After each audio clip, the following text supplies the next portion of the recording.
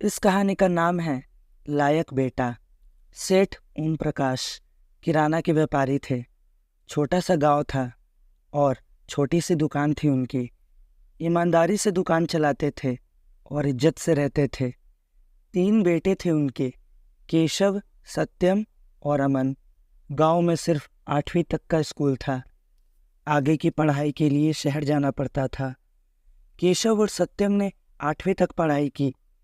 उनकी पढ़ने में रुचि नहीं थी। 8वीं तक भी नकल करके ही पास हुए थे। ओम प्रकाश जी को भी अपनी दुकान में मदद की ज़रूरत थी, अतः उन्होंने अपनी आगे की पढ़ाई में ज़्यादा रुचि नहीं दिखाई। हालांकि उनकी माँ लक्ष्मी जी चाहती थी कि वे पढ़ लिख कर अच्छी नौकरी करें। वे दोनों ओम प्रकाश की दुकान में उनके साथ काम करने लगे। समय बदला, अब दुकान बड़ी हो गई थी, मुनाफा भी बहुत हो रहा था। दोनों बच्चे रात को भी दुकान में काम करते। ओम प्रकाश जी उनके भरोसे दुकान छोड़कर शाम को 7 बजे तक घर आ जाते थे। सब बहुत खुश थे। अब गांव में उनकी धनवान लोगों में गिनती होने लगी थी। ओम प्रकाश अपने बेटे की काबिलियत पर फूले नहीं समा रहे थे। तीसरा बेटा अमन इन दोनों से एकदम अलग था।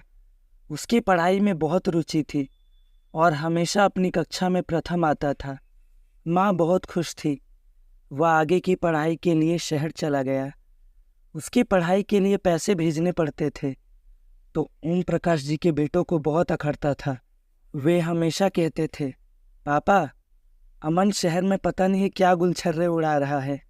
देखना, किसी दिन आपका नाम डुबा कर रहेगा।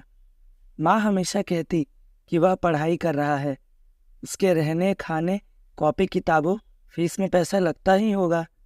तुम तो पढ़े नहीं, जो तुम्हें पता चले। देखना, वह पढ़ लिख कर कुछ बन जाएगा तो परिवार का नाम रोशन करेगा। मगर केशव और सत्यम को उसके लिए पैसे भेजना रास नहीं आ रहा था। वे अपने पिता के हमेशा कान भरते थे कि पापा, देखना, शहर की हवा लगेगी और वह हमारे परिवार का नाम डुबा कर रखेगा। रोज रोज एक ही बात सुनने पर पिता पर भी उनकी बातों का असर होने लगा था और उन्होंने अमन से कहा कि अब वे और पैसा नहीं भेजेंगे। तुमने 12वीं तक पढ़ाई कर ली है, अब आ जाओ और घर की दुकान है, आकर दुकान संभालो। अमन आगे पढ़ना चाहता था। आगे की पढ़ाई के लिए उसे स्कॉलरशिप मिल रही थी क्योंकि वह मेरिट लिस्ट में प्रथम आया था। माँ ने उसे आगे पढ़ने की परमिशन दे दी। उसने कुछ बच्चों को पढ़ाना शुरू किया और अपना खर्चा स्वयं निकाला। कॉमर्स सब्जेक्ट में ग्रेजुएशन किया और बैंक की परीक्षा दी और पास हो गया। वह बैंक में मैनेजर बन गया था। जब वह घर पर आया तो माँ की खुशी का ठिकाना नहीं रहा। पापा को अपने किए पर पछतावा था। जहाँ एक तरफ अमन ने उनका नाम रोशन किया तो दूसरी तरफ केशव और सत्यम को पुलिस हथकड़ी डालकर ले गई।